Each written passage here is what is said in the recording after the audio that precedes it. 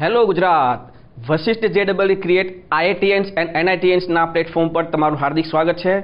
મિત્રો, આજે આપણે ગુજરાત બોર્ડમાં જે ચેપ્ટરો છે એ ચેપ્ટરના અગત્યના એવા ટોપિક અને એ ટોપિકમાં અગત્ય લાગતા એવા એક્ઝામ્પલ જોવાના છે. મિત્રો, તો સરસ મજાનું આજનું આપણો આ વિડીયો છે એ જરાક ધ્યાનથી જોજો. એ આપણે જોઈએ તો વશિષ્ઠ JEE બોર્ડમાં પૂછાઈ શકે તેવા ચેપ્ટર વાઇઝ મહત્વના પ્રશ્ન મેથ્સ સ્ટાન્ડર્ડ 12th એમાં આપણે જોઈએ તો સૌપ્રથમ જે ચેપ્ટર છે તો સૌપ્રથમ ચેપ્ટર છે સંબંધ અને વિધેય. મિત્રો, આજે આપણે જે જોવાના છીએ એ આ 2020-21 વર્ષમાં જે 70% સિલેબસ છે એ સિલેબસ પ્રમાણે આપણે આ વિડીયો જોવાના છીએ. આમાં સૌથી પહેલા ચેપ્ટર નંબર 1 સંબંધ અને વિધેય. એમાં અહીંયા જોઈ શકો છો 6 માર્ક્સ 6 માર્ક્સનું પૂછાય છે. એમાં 3+3 જે છે એ MCQ છે અને 3 જે છે એ પાર્ટ બી ના ક્વેશ્ચન્સ છે. એમાં સૌ પ્રથમ ટોપિક જે તમે જોઈ શકો છો અહીંયા છે સંબંધના પ્રકાર. સંબંધના પ્રકાર કયા? તો સૌ પ્રથમ સ્વવાચક. મિત્રો, સ્વવાચક એટલે શું? તો સ્વવાચક એટલે આપણને આપેલા ગણના તમામ ઘટક, ફરીથી આપણને આપેલા ગણના તમામ ઘટક આપેલ સંબંધનું આપેલ ગણના તમામ ઘટક પોતાની સાથે જ આપેલ ગણના તમામ ઘટક પોતાની સાથે જ આપેલ સંબંધનું સમાધાન કરે તો તેવા સંબંધને કહેવાય છે સ્વવાચક સંબંધ. નેક્સ્ટ જોઈએ સંમિત સંબંધ. તો મિત્રો, સંમિત સંબંધ એટલે શું? તો જે આપણને સંબંધ આપેલો છે તો આપેલ ગણમાંથી કોઈ પણ બે ઘટકો એવા પસંદ કરો કે જે આપેલ સંબંધનું સમાધાન કરે છે. ધારો કે કોઈ એક હું ક્રમયુક્ત જોડ લઈ લઉં છું AB જે ક્રમયુક્ત જોડ છે જે આપેલ સંબંધનું સમાધાન કરે છે એવી જોડ આપણે લેવાની છે. હવે હું BA ચેક કરું, ક્રમયુક્ત જોડ BA, જો BA પણ આપેલ સંબંધનું સમાધાન કરે તો તેને કહેવાય છે સંમિત સંબંધ. ત્યારબાદ ત્રીજો સંબંધ છે પરંપરિત સંબંધ. મિત્રો, પરંપરિત સંબંધ એટલે શું? તો આપણને જે ગણ આપેલો છે એ ગણના તમારે સૌથી પહેલા કોઈ એક ક્રમયુક્ત જોડ લો. ધારો કે હું લઉં છું AB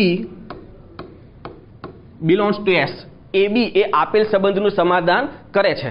ત્યારબાદ આ જો સંબંધ B થી પૂરો થયો છે તો B થી સ્ટાર્ટ થાય તેવી બીજી ક્રમયુક્ત જોડ. ધ્યાન રાખજો, પહેલો સંબંધ જ્યાં પૂરો થયો હોય ત્યાંથી બીજો સંબંધ શરૂ થાય તેવી એક ક્રમયુક્ત જોડ લો જે આપેલ સંબંધનું સમાધાન કરે છે. આ તમારે આવી બે ક્રમયુક્ત જોડ લેવાની. જો આ બે થકી આપણે એવું કહી શકીએ કે ભાઈ AC belongs to S. AC એટલે પહેલો ઘટક અને છેલ્લો ઘટક એનાથી બનતી ક્રમયુક્ત જોડ પણ આપેલ સંબંધનું સમાધાન કરે તો એને કહેવાય છે પરંપરિત સંબંધ. અને મિત્રો, જે સંબંધ આ ત્રણે ત્રણ સંબંધનું સમાધાન કરે છે, સંબંધનું સમાધાન કરે છે એને આપણે કહીએ છીએ સામ્ય સંબંધ. તો આ રીતે મિત્રો 4 સંબંધ છે ટોટલ. સૌપ્રથમ સ્વવાચક સંબંધ, સંમિત સંબંધ, પરંપરિત સંબંધ. આ ત્રણે સંબંધનું જે સમાધાન કરે છે એને સામ્ય સંબંધ કહેવાય. તો આ સંબંધ પર આધારિત આપણી પાસે ઉદાહરણ છે 1 થી 6 અને સ્વાધ્યાય 1.1. મિત્રો, બહુ સિમ્પલ છે.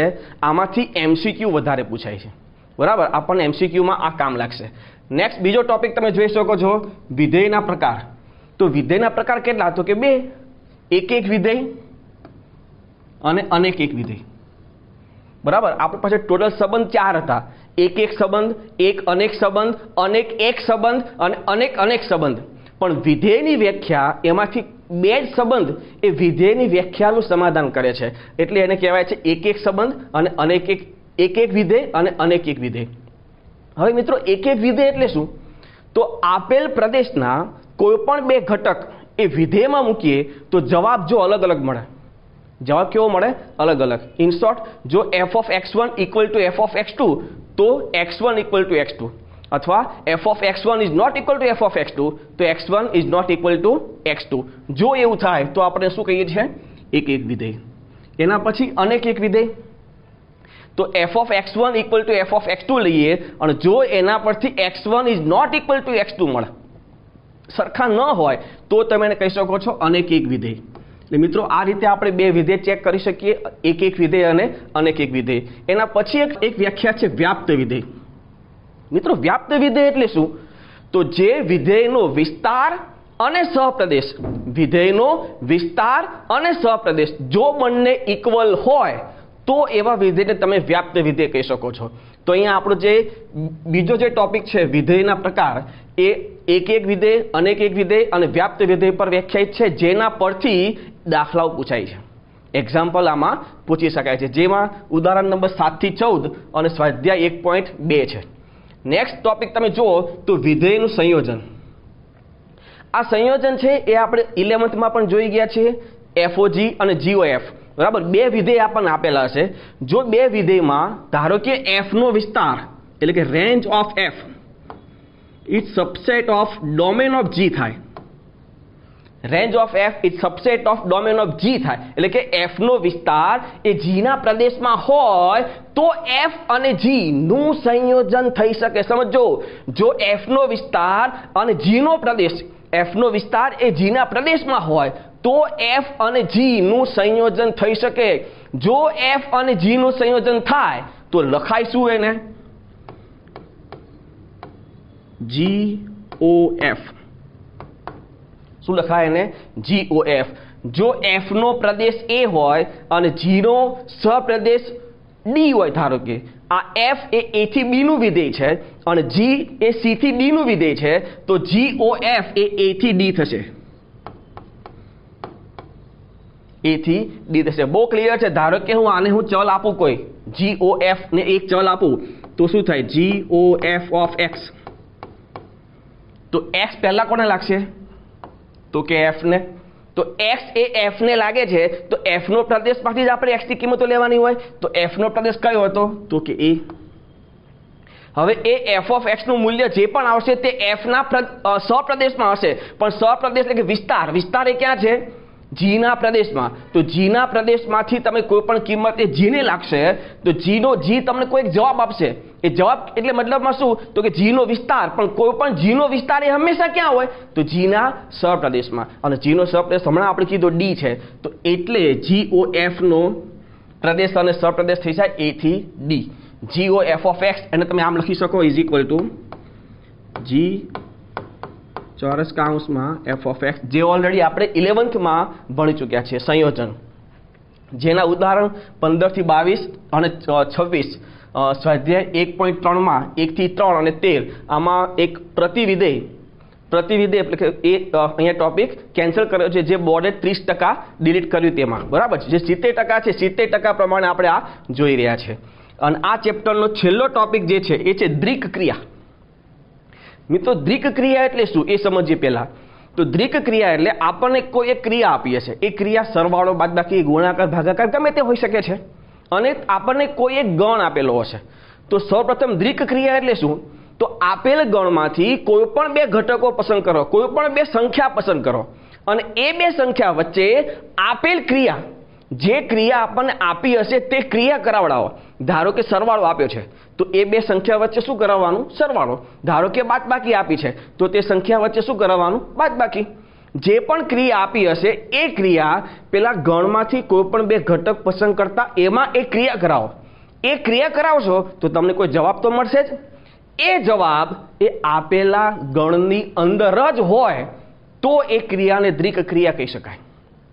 જેમ કે હું સરવાળો લઉં, કેપિટલ N માટે તમે સરવાળો એક ક્રિયા વિચારો, તો n માંથી હું કોઈ પણ બે સંખ્યા લઉં, 2 અને 3, તો 2 અને 3 વચ્ચે હું સરવાળાની ક્રિયા કરું તો શું થાય? 5 એ n માં હોય જ. તો સરવાળો એ n માટે દ્રિક ક્રિયા છે એવું આપણે કહી શકીએ છીએ. હવે n માટે હું બાદબાકીની ક્રિયા વિચારું અને ઘટકો 2 અને 3 લઉં, તો 2 અને 3 વચ્ચે હું બાદબાકી કરાવું તો 2 - 3 = -1, but -1 is not belongs to n.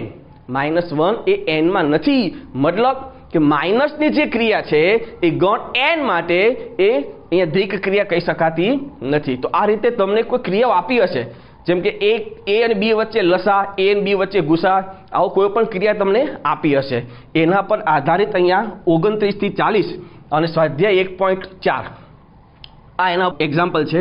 બે ધારો કે a અને b વચ્ચે દ્વિક ક્રિયા હોય તો એને આમ લખાય A સ્ટાર B। તો અહીંયા ઉદાહરણ 29 થી 40 અને સ્વાધ્યાય 1.4। હવે મિત્રો સૌથી વધારે અગત્ય કોઈપણ ચેપ્ટર હોય એ કોઈપણ ચેપ્ટરમાં સૌથી વધારે અગત્યનું એનું પ્રકીર્ણ ઉદાહરણ અને પ્રકીર્ણ સ્વાધ્યાય હોય છે। તો આ એનું પ્રકીર્ણ ઉદાહરણ અને આ પ્રકીર્ણ સ્વાધ્યાય। તો આ રીતે મિત્રો સંબંધ અને વિધેય એ આપણે જોઈ શકીએ છીએ।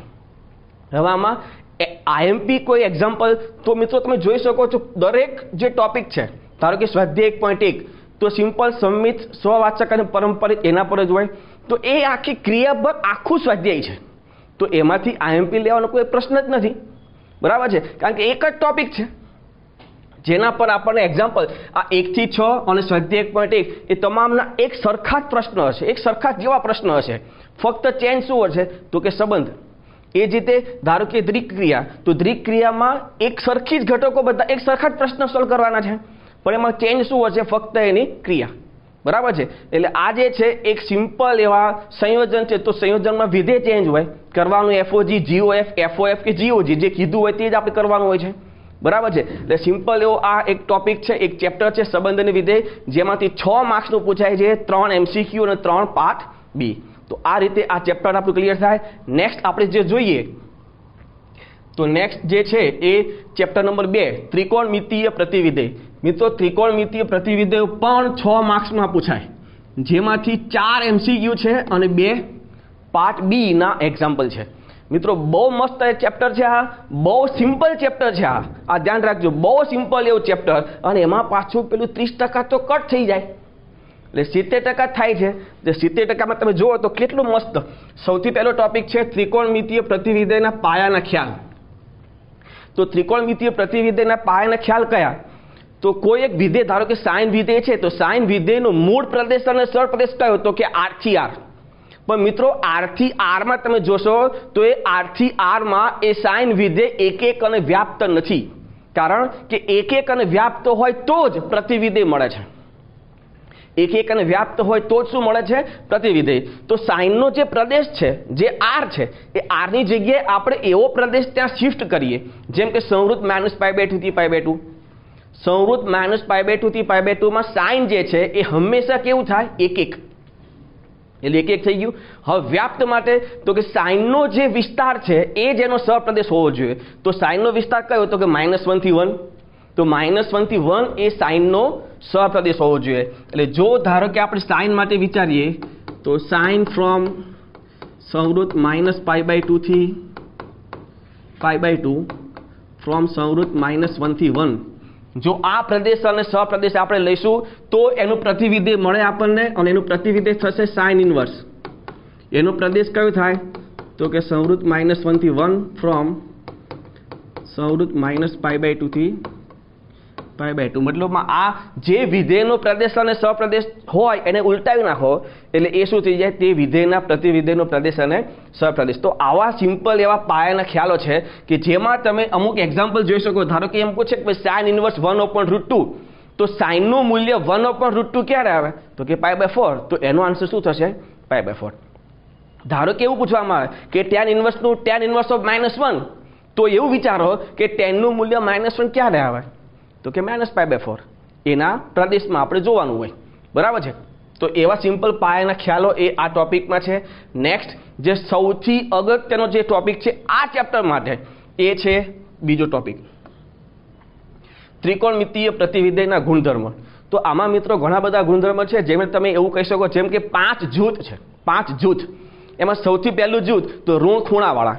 ઋણ ખૂણાવાળા સૂત્ર કયા, તો કે sine inverse -x, cos inverse -x, tan inverse -x, એ જ રીતે બીજા 3 પ્રતિવિધેયમાં ખૂણો -x લઈ લો, તો સાઇન ઇન્વર્સ -x શું થાય, તો કે -sin inverse x, cos inverse -x શું થાય, તો કે π - cos ઇન્વર્સ x। આમાં જે વિધેયનો પ્રદેશ, ધારો કે આ વિધેય છે એનો પ્રદેશ આ થાય, જે વિધેયનો પ્રદેશ 0 થી π સ્વરૂપમાં છે, 0 થી π સ્વરૂપમાં છે, એમાં π માઇનસ આવશે, જેમ કે cos ઇન્વર્સ -x તો π - cos inverse x, cot inverse -x તો π - cot inverse x, sec inverse -x તો π - sec ઇન્વર્સ x। બીજા બધામાં ડાયરેક્ટ માઇનસ બહાર આવી જશે। તો આ જે જૂથ થયું એ કયું, માઇનસ ખૂણાવાળું। પછી વ્યસ્ત ખૂણાવાળું, તો કે sin inverse x = cosec inverse 1/x, આ રીતના એક આખું જૂથ છે। પછી સરવાળા બાદબાકીનું tan inverse x plus tan inverse y equal two tan inverse x plus y છેદમાં 1 માઇનસ xy, પણ એમાં 3 વિકલ્પ છે, xy less than 1, xy greater than 1 કે xy ઇક્વલ ટુ 1, અને છેલ્લે બાદબાકીનું સૂત્ર એક છે.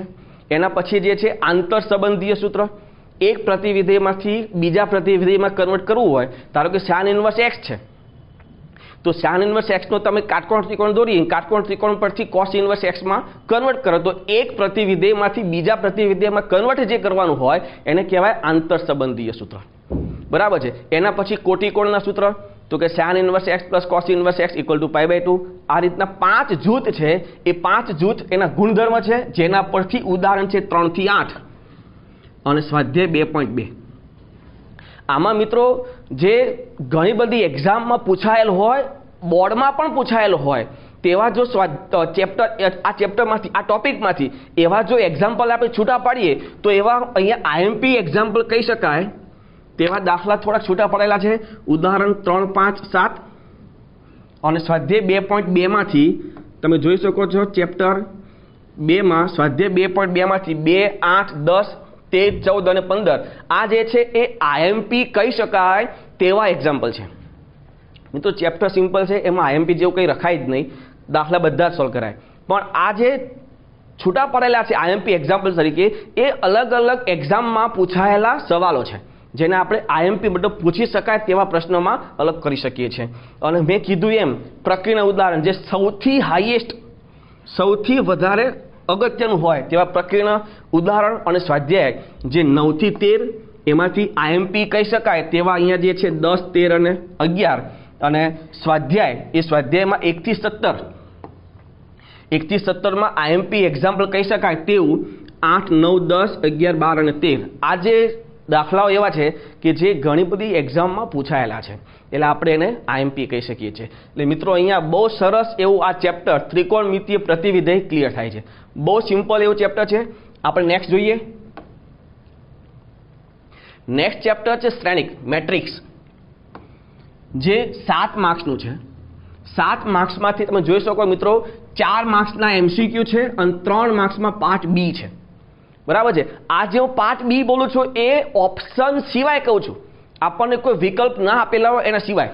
બરાબર છે. જેમ કે તમે ઓપ્શન સહિત વિચારો તો આ માર્ક્સ એના કરતાં વધારે હોઈ શકે છે, પણ 3 માર્ક્સનું મિનિમમ પૂછાય પાર્ટ બીમાં. બરાબર છે. એમાં સૌથી પહેલાં આપણે જોઈએ તો શ્રેણિકના પ્રકાર. તો ભાઈ શ્રેણિકના પ્રકાર કયા? તો કે હાર શ્રેણિક છે, સ્તંભ શ્રેણિક છે, શૂન્ય શ્રેણિક છે, વિકર્ણ શ્રેણિક છે. આવા ઘણા બધા પ્રકાર આપણે એમાં જોઈએ છીએ. એમાં બહુ સિમ્પલ એવા દાખલાઓ છે, જેમાં ઉદાહરણ નંબર 1 થી 5 અને સ્વાધ્યાય 3.1 એમાં પણ થોડુંક જો આમાં બે શ્રેણિકોનો ઇક્વલ એટલે કે સમાનતાનો ગુણધર્મ પણ આમાં હોઈ શકે, જેમાં અગત્યનું એક જ ઉદાહરણ છે જે પૂછી શકાય, અને સ્વાધ્યાયમાં 2 દાખલા છે, ચોથો અને 5મો. નેક્સ્ટ આપણે જોઈએ તો કે શ્રેણિકોની પ્રક્રિયા. શ્રેણિક પરની પ્રક્રિયા, તો શ્રેણિક પર કયા કઈ પ્રક્રિયાઓ કરી શકીએ? તો શ્રેણિક 2 શ્રેણિકનો તમે સરવાળો કરી શકો, બાદબાકી કરી શકો છો, ગુણાકાર કરી શકો છો. પણ આમાં થોડેક એવી એક અમુક ધ્યાન રાખવાની જેવી બાબતો હોય છે. જેમ કે સરવાળો અને બાદબાકી કરવી હોય તો બંને શ્રેણિક એટલે કે જે શ્રેણિકોનો તમારે સરવાળો કે બાદબાકી કરવી છે એ બંને શ્રેણિકની કક્ષા સમાન હોવી જોઈએ. જો 2 શ્રેણિકની કક્ષા સરખી તો જ તમે એનો સરવાળો કે બાદબાકી કરી શકો છો. એ જ રીતે ગુણાકાર માટે, તો ગુણાકાર માટે પહેલો જે શ્રેણિક હશે એના સ્તંભ અને બીજા શ્રેણિકની હાર એ સરખી હોવી જોઈએ. ધારો કે કોઈ એક શ્રેણિક છે કેપિટલ એ, એની કક્ષા m ક્રોસ n છે, અને બીજો જે શ્રેણિક છે બી, ધારો કે એની કક્ષા n ક્રોસ p છે. તો પહેલા શ્રેણિકની ના સ્તંભ અને બીજા શ્રેણિકની હાર જો સરખી હોય તો જ a ઇન્ટુ બી થાય, તો જ a ઇન્ટુ બી થાય. હવે આની કક્ષા કઈ હોય તો આ 2 સિવાય જે ઘટકો વધ્યા છે એ એની કક્ષા થાય, મતલબમાં m ક્રોસ p. હવે b ઇન્ટુ a થાય, અહીંયા એવું પૂછે ધારો કે b ઇન્ટુ a થાય, તો b ઇન્ટુ a માટે શું હોવું જોઈએ કે પહેલો જે શ્રેણિક છે એના સ્તંભ, તો પહેલો શ્રેણિક અહીંયા b છે એનો સ્તંભ એટલે p, અને બીજો જે શ્રેણિક છે a એની હાર એટલે કે m. તો જો P અને M ની સંખ્યા ઇક્વલ હોય તો જ તમે B ઇન્ટુ A થઈ શકે, પણ જો M અને P ઇક્વલ ના હોય તો આ મલ્ટિપ્લિકેશન થઈ શકતું નથી. એટલે મિત્રો અહીંયા આ શ્રેણિકની જે પ્રક્રિયાઓ છે એ પ્રક્રિયામાં સરવાળો બાદબાકી આ તો સિમ્પલ છે, પણ આમાં મલ્ટિપ્લિકેશન છે. આ ટોપિકમાં મલ્ટિપ્લિકેશન ગુણાકાર જે છે શ્રેણિકોનો ગુણાકાર એ સૌથી અગત્યનો ટોપિક થશે. આ ખાસ ધ્યાન રાખવું, બરાબર છે. હવે ધારો કે કોઈ શ્રેણિક છે એને અદિશ સંખ્યા વડે ગુણવું છે, ધારો કે 2 ઇન્ટુ A કરવું છે, 2 ઇન્ટુ A, તો આ જે શ્રેણિકના તમામ ઘટકો જે હશે, તમામ ઘટકો, એ તમામ ઘટકોને 2 વડે ગુણવાનું, તો એ શું, તે શ્રેણિકનું અદિશ વડે ગુણાકાર, બરાબર છે. તો આમાં સૌથી વધારે અગત્યનો ટોપિક મેં કીધો એમ તો કે બે શ્રેણિકો વચ્ચેનો ગુણાકાર છે, સૌથી વધારે અગત્યનો આ ટોપિક થશે. એમાં ઉદાહરણ તમે જોઈ શકો છો આ ટોપિકના, તો કે 6 થી 19 અને સ્વાધ્યાય 3.2. એમાં હવે IMP કહી શકાય એવા એક્ઝામ્પલ તમે છૂટા પાડો તો ઉદાહરણ નંબર 8, 9, 10, 16 અને 18 અને સ્વાધ્યાય 7, 12, 13, 15, 16, 17 અને 18 જે આમાંથી અગત્યના દાખલાઓ તમે કહી શકો છો. નેક્સ્ટ આપણે ટોપિક જોઈએ તો કે પરિવર્ત શ્રેણિક અને સમમિત અને વિસમિત શ્રેણિક. મિત્રો પરિવર્ત શ્રેણિક એટલે શું? તો પરિવર્ત શ્રેણિકમાં જે પણ શ્રેણિક આપણને આપેલો છે, કોઈ પણ શ્રેણિક જે આપેલો હોય તે એ શ્રેણિકની હારને અનુરૂપ સ્તંભમાં કન્વર્ટ કરો. ફરીથી, કોઈ પણ શ્રેણિકના હારને અનુરૂપ સ્તંભમાં જો તમે કન્વર્ટ કરો તો એને પરિવર્ત શ્રેણિક કહેવાય. ધારો કે કોઈ એક હાર છે, કોઈ પણ એક મેટ્રિક્સ છે A, એની કક્ષા m ક્રોસ n છે, તો એનો પરિવર્ત તમે એને A' અથવા A ટ્રાન્સપોઝ કહી શકો છો, અને એની કક્ષા શું થાય? n ક્રોસ m ઉલટાઈ જશે. ફરી કહું, જે શ્રેણિક તમને આપેલો હોય એના તમામ હારને અનુરૂપ સ્તંભમાં જો તમે કન્વર્ટ કરો તો એ શ્રેણિકનો આપણને પરિવર્ત મળે છે, એટલે કે ટ્રાન્સપોઝ મળે છે. એના પછી તમે જુઓ તો સમમિત શ્રેણિક. તો સમમિત શ્રેણિકમાં આપણે કહી શકીએ કે જો A' is equal to A થાય, એટલે કોઈ શ્રેણિકનું પરિવર્ત શ્રેણિક અને તે પોતે જો ઇક્વલ થાય તો તે શ્રેણિક કયો કહેવાય? સમમિત શ્રેણિક. અને નેક્સ્ટ છે વિસમિત શ્રેણિક. વિસમિત શ્રેણિક એટલે શું? તો કે જો A ટ્રાન્સપોઝ એટલે કે A' is equal to minus A થાય, A transpose is equal to minus A થાય તો એને કહેવાય વિસમિત શ્રેણિક. મિત્રો આમાં આ જે છે સમમિત અને વિસમિત શ્રેણિક વાળા જે અમુક એક્ઝામ્પલ છે એ એક્ઝામ્પલમાં 3 માર્ક્સમાં પૂછી શકાય તેવા દાખલાઓ આમાંથી આવશે.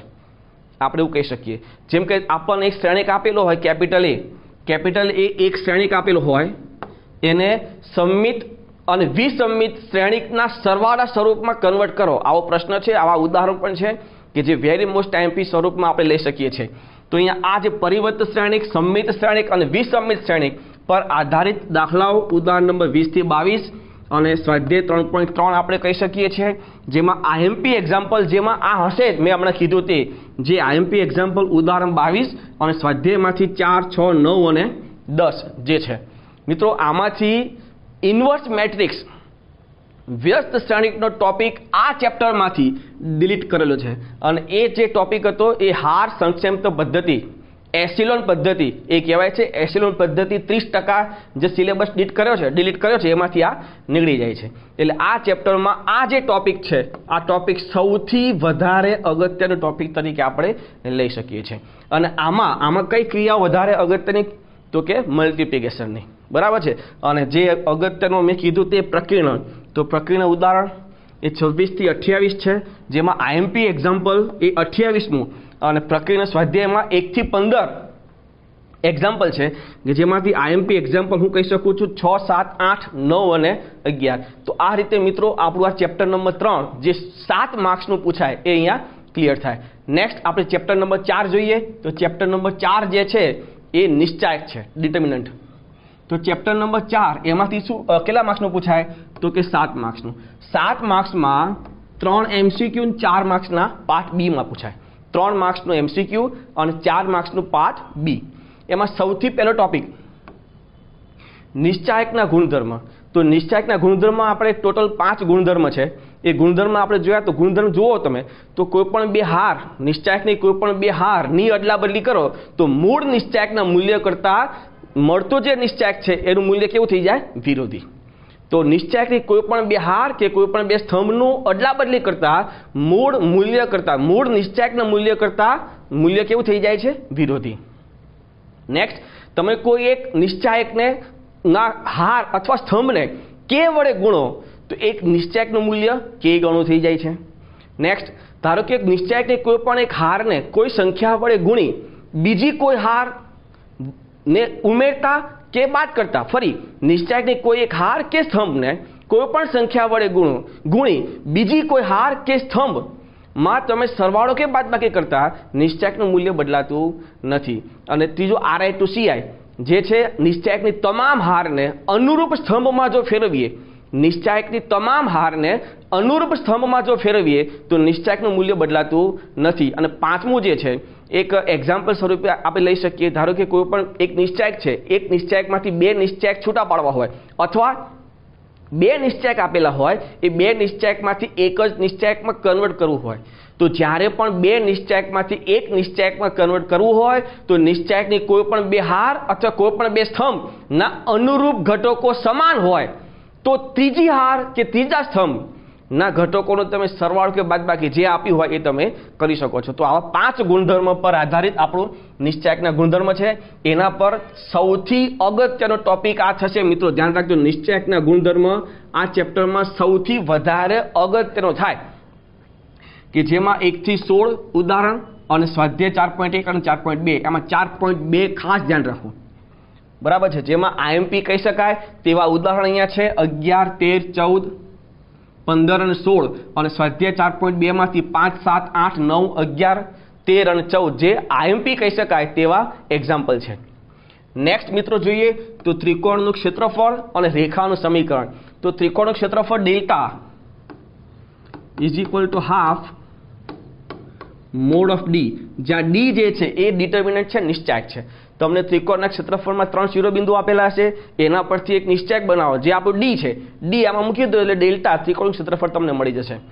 રેખાનું સમીકરણ, તો રેખાના સમીકરણમાં એક નિશ્ચાયક બનાવો. તો પહેલા જે છે એ રેખાના ચલ લઈ લો, પછી એક બિંદુ, પછી બીજું બિંદુ ઇઝ ઇક્વલ ટુ 0. આ નિશ્ચાયક તમે છોડો એટલે રેખાનું સમીકરણ મળી જાય જે ઓલરેડી તમે 10માં આનો ઉપયોગ કરતા હતા અને આનો પણ ઉપયોગ કરતા હતા.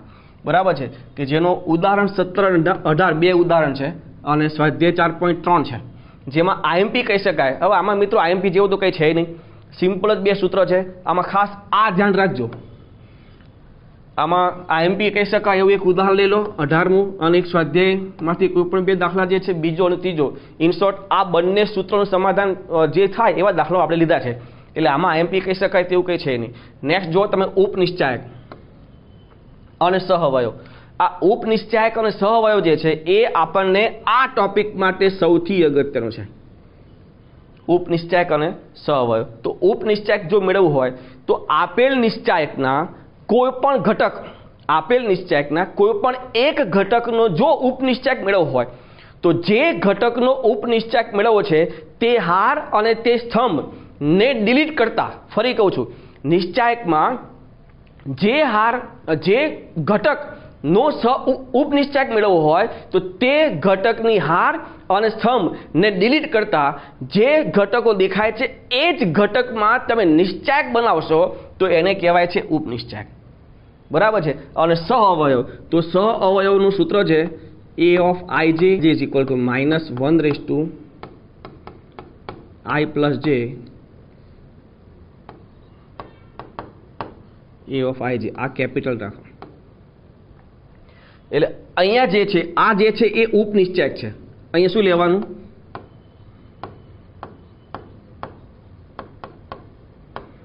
પણ આ -1/i plus j જે અહીંયા એડજોઇન્ટ આને કહી શકાય.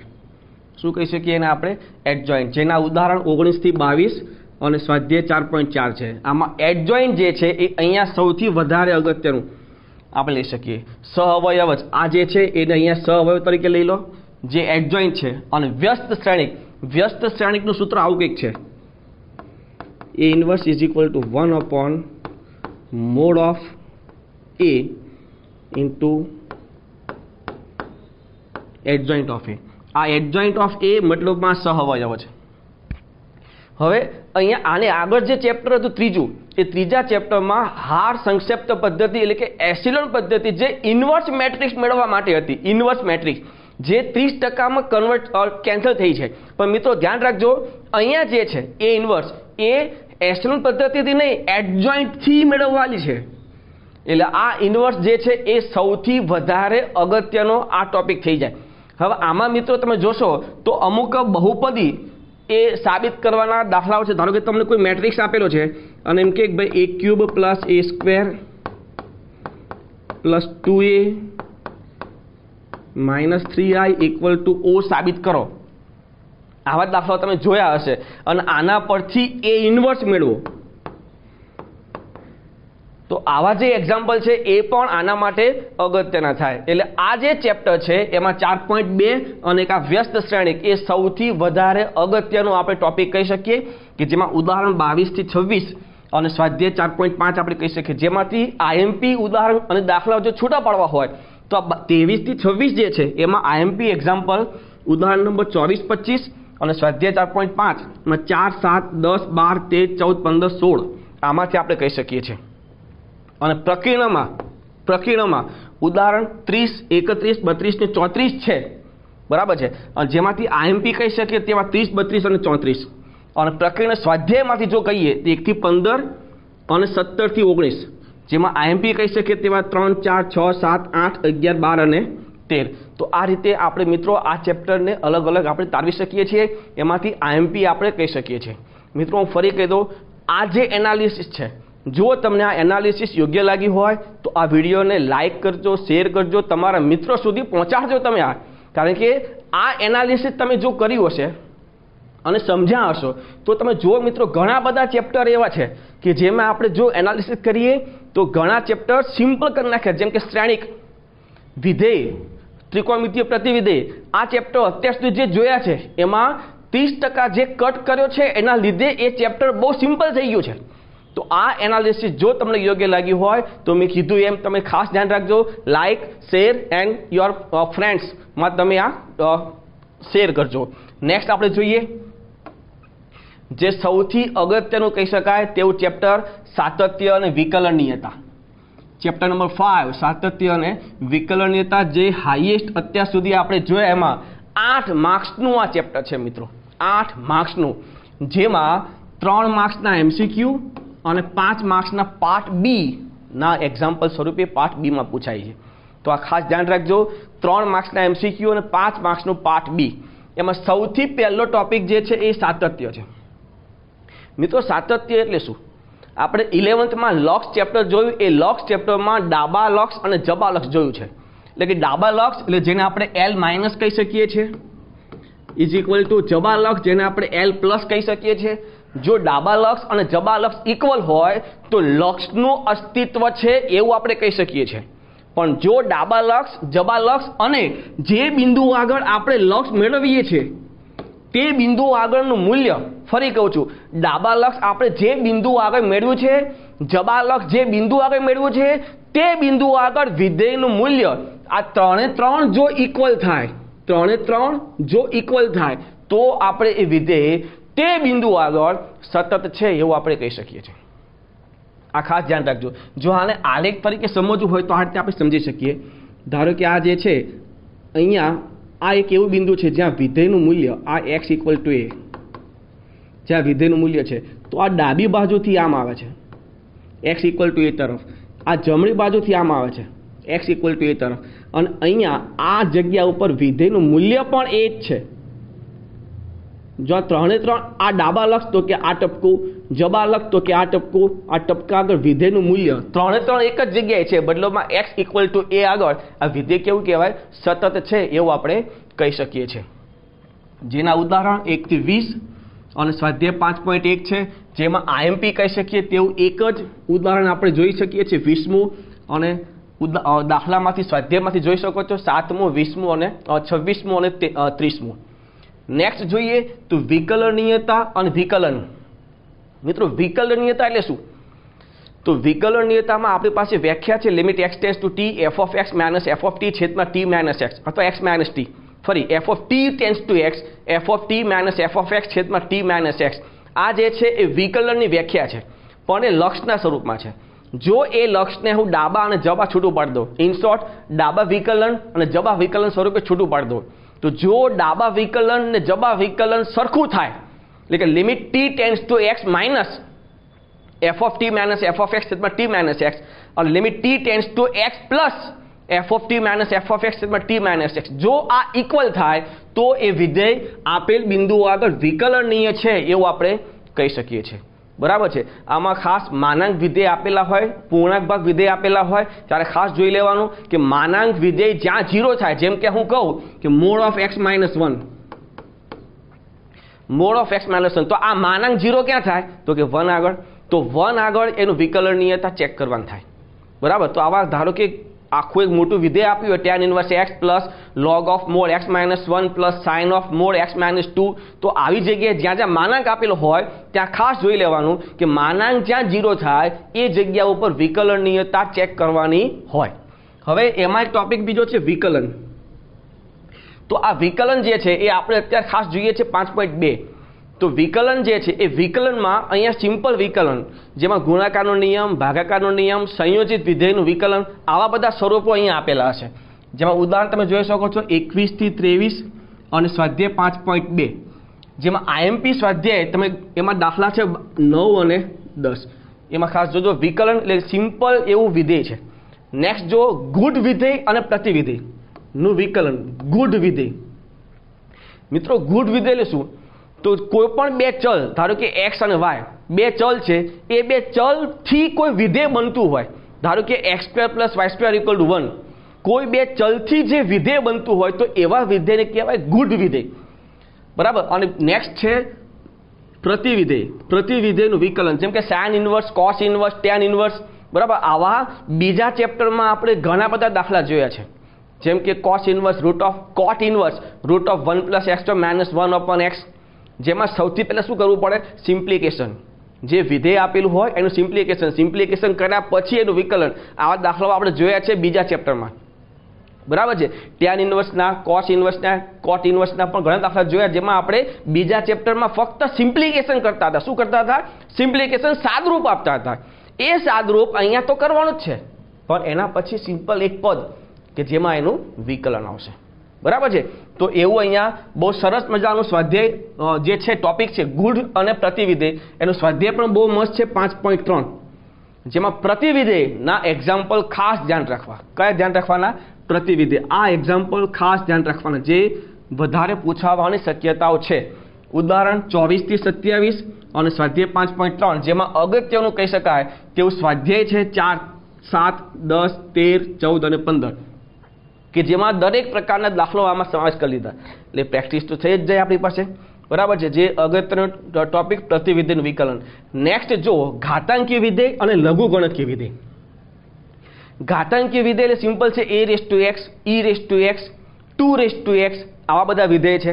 અને લઘુગણકીય વિધેય, તો લઘુગણકીય વિધેય એટલે log x, log of sin x, આવા વિધેયનું વિકલન. મિત્રો, લોગનું વિકલન અહીંયા આપણે કરીએ છીએ, પણ વિકલનમાં લોગનો ઉપયોગ ક્યાં થાય? જે મારે સમજાવવું હોય તમને, વિકલનમાં લોગનો ઉપયોગ ક્યાં થાય? તો મિત્રો સમજો, જો બે વિધેયનો ગુણાકાર હોય તો ગુણાકારના નિયમથી વિકલન થાય, બે વિધેયનો ભાગાકાર હોય તો ભાગાકારના નિયમથી વિકલન થાય. પણ હવે વિચારો, જો 2 થી વધારે એટલે કે 4 વિધેયનો ગુણાકાર હોય તો ગુણાકારનો નિયમ વિકલન થાય ગુણાકારના નિયમ પ્રમાણે. પણ કેવું ડિફિકલ્ટ થાય? એ જ રીતે ધારો કે 4 વિધેયનો ભાગાકાર હોય, 2 વિધેય ઉપર ને 2 વિધેય છેદમાં, આવું કોઈ હોય તો કેટલું ડિફિકલ્ટ થાય. પણ એવી જગ્યા ઉપર જો તમે લોગ લઈ લેશો, તો સિમ્પલ, ધારો કે ઉપર 2 વિધેયનો ગુણાકાર છે તો લોગ આપો એટલે બંને લોગનો સરવાળો, છેદમાં જે 2 પદ છે તો બંને બાદબાકીના સ્વરૂપમાં લઈ શકો. જેમ કે સમજો કે AB છેદમાં CD હોય તો log A plus log B minus log C minus log D, આવું કરી શકો. જેથી સિમ્પલ વિકલન તમે કરી શકો છો. બીજું, ધારો કે એવું કોઈ વિધેય આપેલું હોય x⁻sin x, એટલે કે ચલની ઘાતમાં ચલ હોય તો એવા સ્વરૂપમાં પણ તમે જો બંને બાજુ log લઈ લો તો સિમ્પલ રીતે વિકલન કરી શકો છો. જેમ કે સમજવું હોય તો એક લઈએ, ધારો કે y equal to x raise to sin x આવું છે, તો બે બાજુ log લઈ લો. ધારો કે log y equal to x raise to sin x માં આપણે જો log લઈએ તો ઘાત ક્યાં આવી જાય આગળ?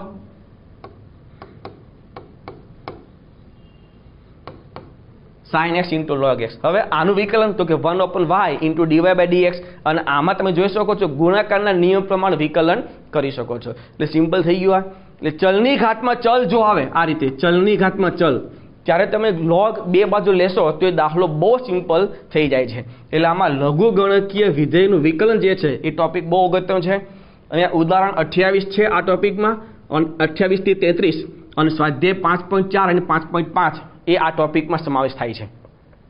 જેમાંથી જો IMP ઉદાહરણ અને સ્વાધ્યાય 5.4 અને 5.5 જો દાખલા લેવા હોય તો IMP ઉદાહરણમાં 30, 32, 33 અને સ્વાધ્યાયમાં 2, 4, 6, 7, 8, 10, 12, 13, 14, 15 એ તમે લઈ શકો છો. નેક્સ્ટ છેલ્લો ટોપિક તમે આમાં જોઈ શકો છો, પ્રચલ વિધેય અને દ્વિતીય કક્ષા અને મધ્યકમાં પ્રમેય. 3 ટોપિક છે. પ્રચલ વિધેય. પ્રચલ વિધેય એટલે શું? તો જો કોઈ વિધેય, ધારો કે આપણે dy બાય dx મેળવવું છે તો dy બાય dx મતલબ ચલ x અને y કહેવાય. જો x અને y એટલે કે આ બંને ચલ એ ત્રીજા કોઈ ચલ પર આધારિત હોય, જેમ કે x બરાબર sin થીટા અને y બરાબર cos થીટા, તો x અને y એ બંને કોના ઉપર આધારિત થયા? તો કે થીટા ઉપર. તો જો x અને y એ કોઈ ત્રીજા ચલ પર આધારિત હોય તો એને કહેવાય પ્રચલ વિધેય. બરાબર છે. એનું વિકલન કરવું હોય તો dy બાય dx, ધારો કે y અને x એ થીટા પર આધારિત છે તો dy બાય dx શું થાય? dy બાય d થીટા છેદમાં dx બાય d થીટા. આ રીતે તમે પ્રચલ વિધેયનું વિકલન કરી શકો છો. એના પછી છે દ્વિતીય કક્ષા, એટલે કે એક વિધેયનું 2 વાર વિકલન. જેમ કે ધારો કે y બરાબર sin x છે તો dy બાય dx શું થાય? cos x. તો દ્વિતીય વિકલન જે છે y બરાબર sin x, તો એનું એકવાર વિકલન જેને આપણે y1, y dash, dy by dx, f dash x ઘણા બધા સ્વરૂપે લખી શકીએ છીએ. તો y1 શું થાય? Is equal to cos x. તો બીજી વાર વિકલન મતલબમાં y2 એ શું થશે? Minus sin x. આને કહેવાય દ્વિતીય કક્ષાનું વિકલન, બીજી વાર વિકલન. તો ત્રીજી વાર, ચોથી વાર, પાંચમી વાર, n વખત વિકલન તમે કરી શકો છો. આ છે દ્વિતીય કક્ષાનું વિકલન, જેમાં આપણને કોઈ એક વિધેય આપ્યું હોય, ધારો કે y equal two cos inverse x, તો એક સમીકરણ સાબિત કરવાના દાખલાઓ આમાં છે જે સૌથી અગત્યના દાખલાઓ સ્વરૂપમાં આપણે લઈ શકીએ છીએ. અને નેક્સ્ટ છે મધ્યકમાં પ્રમેય. એ મધ્યકમાં પ્રમેયમાં 2 પ્રકારના પ્રમેય આવી જાય છે, રોલનું પ્રમેય અને મધ્યકમાં પ્રમેય. f ડેશ x બરાબર 0 અને નેક્સ્ટ જે છે f ડેશ x બરાબર f of b minus f of a છેદમાં b માઇનસ a. એના પરથી તમે મહત્તમ કે ન્યૂનતમ મેળવી શકો છો. તો આ જે છે જેના ઉદાહરણ 34 થી 43 અને સ્વાધ્યાય 5.6, 5.7 ને 5.8 એમાં અગત્યના ઉદાહરણ જો ભેગા કરવા હોય તો 36, 40 અને 41, અને સ્વાધ્યાય 5.6 માંથી આ દાખલાઓ, 5.7 માંથી દાખલાઓ અને 5.8 એમાં પહેલો અને 5મો દાખલો. આ રીતે તમે IMP દાખલાઓ છૂટા પાડી શકો છો. અને પ્રક્રિયાના ઉદાહરણ અને પ્રક્રિયાના સ્વાધ્યાય એમાં 44 થી 48 એ પ્રક્રિયાના ઉદાહરણ છે. એમાંથી જો IMP છૂટા પાડવા હોય તો 45, 46 અને 48, અને 1 થી 23 એ સ્વાધ્યાય પ્રક્રિયાના સ્વાધ્યાયના દાખલાઓ છે. એમાંથી જો છૂટા પાડવા હોય તો આ દાખલાઓ તમે છૂટા પાડી શકો છો, જે અગત્યના દાખલાઓમાં લઈ શકીએ છીએ. એ મિત્રો બહુ અગત્યનું એવું આ ચેપ્ટર, બરાબર. 12મા ધોરણમાં સૌથી અગત્યનું જે ચેપ્ટર છે સાતત્ય અને વિકલનીયતા, એટલે આ રીતે આપણે આખું વિશ્લેષણ કરી શકીએ છીએ. બરાબર છે. ખાસ ધ્યાન રાખજો. નેક્સ્ટ આપણે જોઈએ 6થું ચેપ્ટર, વિકલનના ઉપયોગો. વિકલનનો ઉપયોગ કઈ કઈ જગ્યાએ થાય એ આ ચેપ્ટરમાં એનો સમાવેશ થાય, જેમાંથી 8 માર્ક્સનું પૂછાય, 4 માર્ક્સના MCQ, 4 માર્ક્સનો પાર્ટ B. એમાં સૌથી પહેલો ટોપિક જે છે વધતું અને ઘટતું વિધેય. બરાબર છે. વધતું અને ઘટતું વિધેય આપણે 11thમાં ત્રિકોણમિતિ ચેપ્ટરમાં જોઈ ગયા છે. જો x1 લેસ ધેન x2 એમાં f of x1 less than f of x2 થાય તો ચુસ્ત વધતું વિધેય. જો f of x1 less than or equal to f of x2 થાય તો વધતું વિધેય. હવે જો x1 લેસ ધેન x2 એમાં f of x1 greater than f of x2 થાય તો ચુસ્ત ઘટતું વિધેય. અને f(x1) greater than or equal to f(x2) થાય તો ઘટતું વિધેય. આ સિમ્પલ વ્યાખ્યા છે, પણ આપણે તો કોનો ઉપયોગ કરવાનો છે? તો કે વિકલનનો. તો વિકલનમાં જો તમારે સમજવું હોય તો f' તમારે મેળવવાનું. જો f' ઇઝ ગ્રેટર ધેન 0 તો ચુસ્ત વધતું વિધેય જે હંમેશા વધે જ જાય. બરાબર. જો f' greater than or equal to 0 તો આપણે કહી શકીએ ફક્ત વધતું વિધેય, એટલે વધે છે પાછું કોન્સ્ટન્ટ, પાછું વધે છે પાછું કોન્સ્ટન્ટ, આ રીતે આપણે કહી શકીએ. એના કરતાં ઊંધું, જો f' લેસ ધેન 0 તો ચુસ્ત ઘટતું વિધેય, અને f' less or equal to 0 તો આપણે કહી શકીએ છીએ ઘટતું વિધેય. તો આના પર આધારિત આ વધતા કે ઘટતા વિધેય કહી શકીએ, જેમાં ઉદાહરણ 7 થી 13 અને સ્વાધ્યાય 6.2 નો સમાવેશ થાય. 6.1 એ 30% સિલેબસમાં કટ થઈ ગયું છે દર માપક તરીકેનું. અહીંયા આઈએમપી એક્ઝામ્પલમાં જો લેવું હોય તો ઉદાહરણ 11, 12, 13 અને સ્વાધ્યાય જે છે 6.2 એમાંથી 5, 7, 9, 8, 14 અને 17 એ એક્ઝામ્પલ લઈ શકો છો. નેક્સ્ટ જો તો સ્પર્શક અને અભિલંબ. તો સ્પર્શક એટલે ઢાળ બિંદુ સમીકરણ સ્વરૂપે તમે લઈ શકો છો, પણ ઢાળ એટલે શું? તો કે વિધેયનું વિકલન. જે તે બિંદુ આગળ સ્પર્શ બિંદુ જે આપેલું હોય, સ્પર્શ બિંદુ આગળ વક્રનું વિકલન એ થઈ જાય છે ઢાળ. અને જે સ્પર્શ બિંદુ છે એ સ્પર્શ બિંદુ અને ઢાળનું જે ઢાળ બિંદુ સૂત્ર છે એને આપણે સ્પર્શકનું સમીકરણ કહીએ છીએ. બરાબર. હવે એમાં જ જે ઢાળ છે એ ઢાળને તમે લંબ સ્વરૂપ, મતલબ સ્પર્શક જે છે એ કોઈ રેખા છે, એને લંબ રેખા જો મેળવવી હોય તો એ જે ઢાળ છે સ્પર્શકનો ઢાળ એના વ્યસ્તનું વિરોધી એ શું થઈ જાય? એનો લંબ રેખાનો ઢાળ. અને સ્પર્શ બિંદુ તો એ છે જ. જેમ કે એનું એક આકૃતિ દોર્યું હોય તો આ રીતે તમે દોરી શકો છો. ધારો કે આ એક વક્ર છે, આ બિંદુ આગળ આ જે છે એ સ્પર્શક થાય, પણ સ્પર્શકને લંબ તમે દોરશો, સ્પર્શકને લંબ, તો એ શું થઈ જાય? અભિલંબ. બરાબર છે. તો આ જે બિંદુનો ઢાળ જો m હોય તો આ જે અભિલંબ છે એનો ઢાળ શું થાય? -1/m. સ્પર્શ બિંદુ તો બંનેમાં એક જ છે, ખાલી ઢાળ ચેન્જ થાય સ્પર્શક અને અભિલંબમાં. તો સ્પર્શક એટલે ઢાળ બિંદુ સમીકરણ, ઢાળનો સ્પર્શકના ઢાળના વ્યસ્તનું વિરોધી એ અભિલંબનો ઢાળ થઈ જાય. તો બિંદુ તો છે જ, એટલે ઢાળ બિંદુ ફરી ઉપયોગ કરેલો અભિલંબ મળશે, જેનું ઉદાહરણ 14 થી 20 છે અને સ્વાધ્યાય 6.3 છે. જેના આઈએમપી કહી શકીએ એવું આપણે ઉદાહરણ 15, 16, 18, 19, 20 અને સ્વાધ્યાયમાંથી આ દાખલાઓ તમે લઈ શકો છો. બરાબર. સૌથી બહુ મસ્ત દાખલો સ્પર્શક અને અભિલંબ, સૌથી સિમ્પલ ઢાળ બિંદુ સમીકરણ, જે ઓલરેડી તમે 11મા ધોરણમાં ભણી ચૂક્યા છો. નેક્સ્ટ સૌથી છેલ્લો અને સૌથી અગત્યનો ટોપિક આ જે છે, મહત્તમ ને ન્યૂનતમ મૂલ્ય. આ ખાસ ધ્યાન રાખજો, મહત્તમ ને ન્યૂનતમ મૂલ્ય. આ મહત્તમ ને ન્યૂનતમ મૂલ્ય જો મેળવવું હોય મિત્રો તો સૌથી પહેલા f' બરાબર 0 લો. f' બરાબર 0. આના પરથી તમને x નું મૂલ્ય મળશે. કોનું મૂલ્ય મળશે? x નું, જે તમે f' માં મૂકો. f' મૂકવા. જો f' ગ્રેટર ધેન 0, જોજો f' ગ્રેટર ધેન 0 તો તમને મૂલ્ય મળશે ન્યૂનતમ, અને f' લેસ ધેન 0 તો x ની એક કિંમત આગળ તમને મળશે મૂલ્ય મહત્તમ. બરાબર. આના જે વ્યવહારિક દાખલાઓ છે એ બહુ અગત્યના છે. બરાબર છે, ખાસ ધ્યાન રાખજો. એમાં ઉદાહરણ 26 થી 41 અને સ્વાધ્યાય 6.5 એમાં જો અગત્યનું કહી શકીએ તેવા દાખલાઓ જો છૂટા પાડવા હોય તો ઉદાહરણ 32, 34, 36, 37, 38 ને 39 અને સ્વાધ્યાયના 6, 7, 9, 11 થી 26, 6, 7, 9 અને 11 થી 26 જે મહત્તમ ને ન્યૂનતમ એમાં વ્યવહારિક દાખલાઓ જે છે એ ખાસ ધ્યાન રાખજો. ઓકે. નેક્સ્ટ પ્રક્રિયાના ઉદાહરણ અને પ્રક્રિયાનો સ્વાધ્યાય એમાં 45 થી 48 અને 50, જેમાં આઈએમપી કહી શકીએ તેવું 45, 46, 48 અને 50. અને જો પ્રક્રિયાનો સ્વાધ્યાય જો કેવું હોય તો એક તો બીજો 4 થી 18, 20 થી 24 એમાં અગત્યના દાખલાઓ અહીંયા 6, 7 અને 9 થી 18 એ આપણે કહી શકીએ. આ જે 9 થી 18 જે છે એ બધા વ્યવહારિક દાખલાઓ છે જે આઈએમપી સ્વરૂપે આપણે અહીંયા લીધેલા છે. એટલે સરસ મજાનું વિકલિતના ઉપયોગો 8 માર્ક્સનું ચેપ્ટર, બહુ સિમ્પલ છે.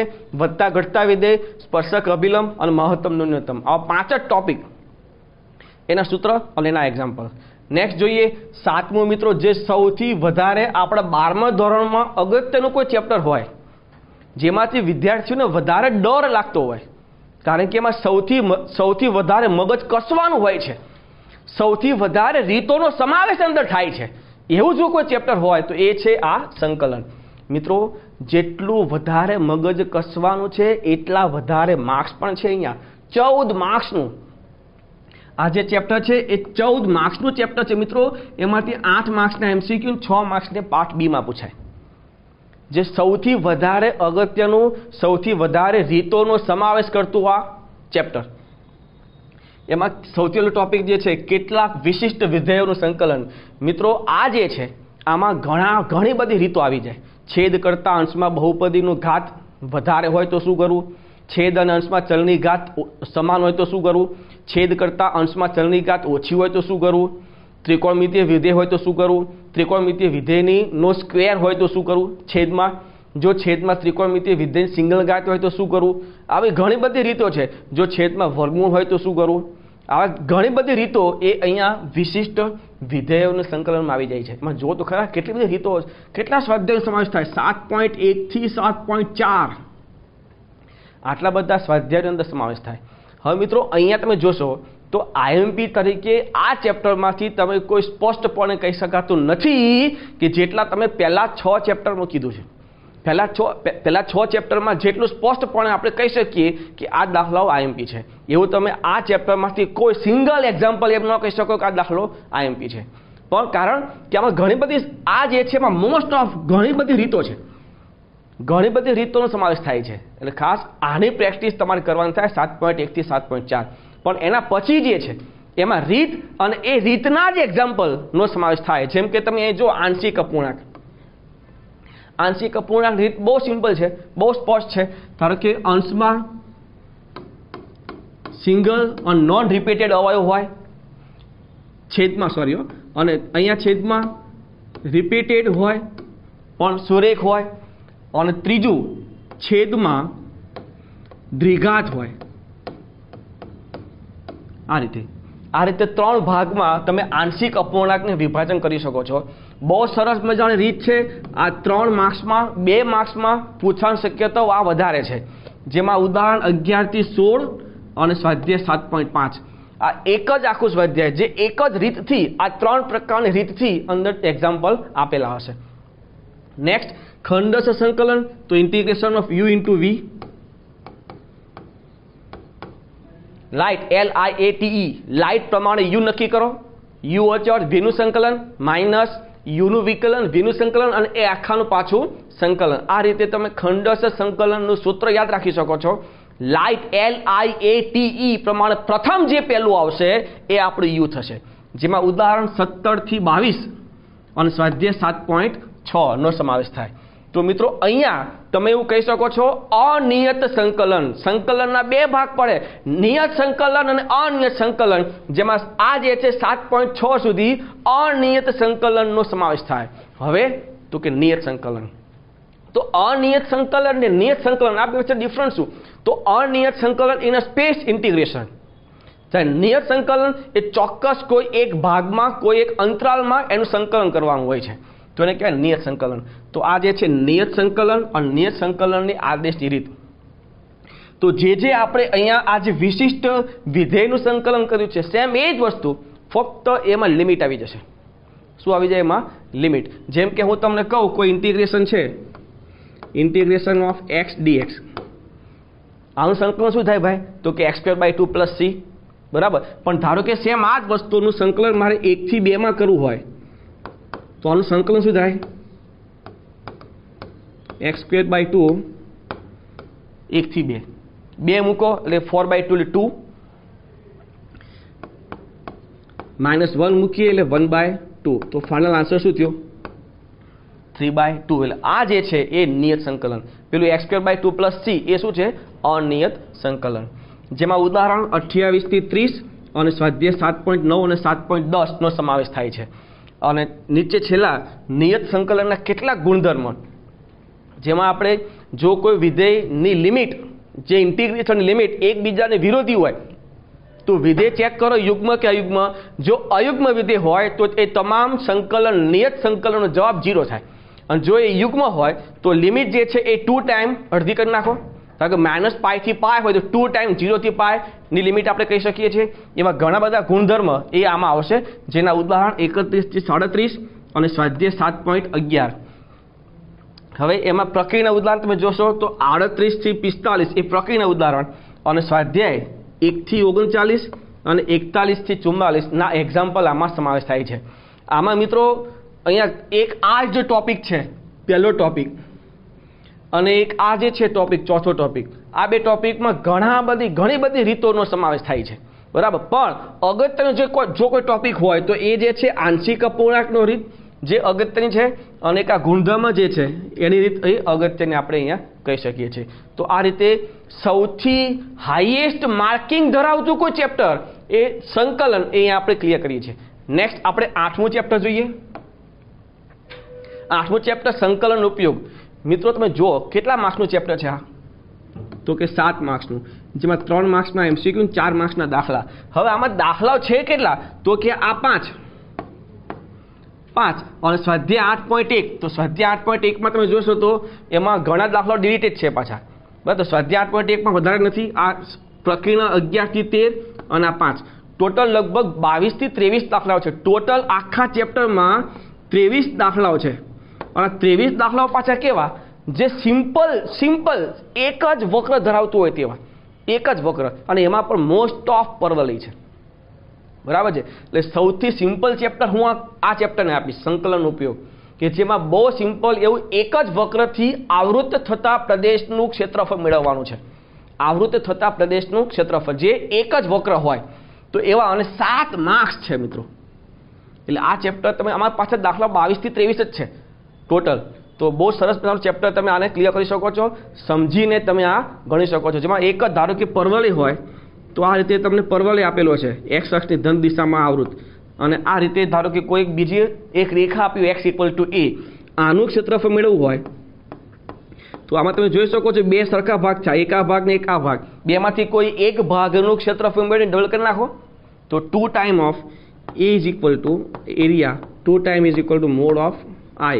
આ માનાંક કેટલા માટે કે ક્ષેત્રફળ હંમેશા કેવું હોય, ધન.